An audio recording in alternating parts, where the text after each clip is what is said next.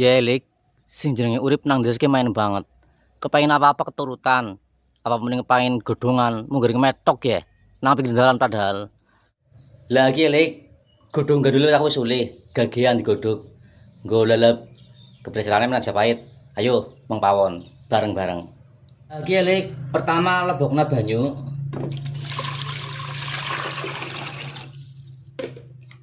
Lebokna lemah. Dikudhek ngasih ajur lemahe. Ngasih campur karo banyu. Lebokna uyah. Aduk rata. Ngenteni umup. Nah, nek kaya iki lik, berarti kemana wis mati. Cacing wis mati otomatis. Pokoknya langsung lebokna. Godhong gandul lebokna.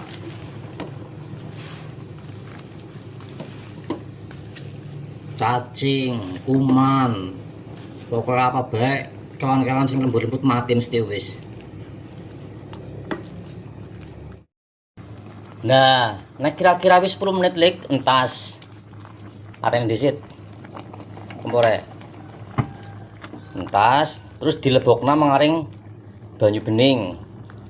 Dibilas.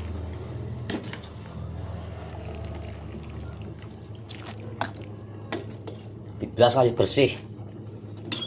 Pindo apa ping telu, pokoknya terserah Rika. Pokoknya kira-kira bersih lah.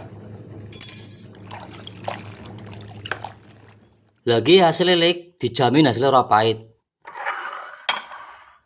Ya wis yang remadang lik, silakan cot. Dicoba lik. Semoga bermanfaat.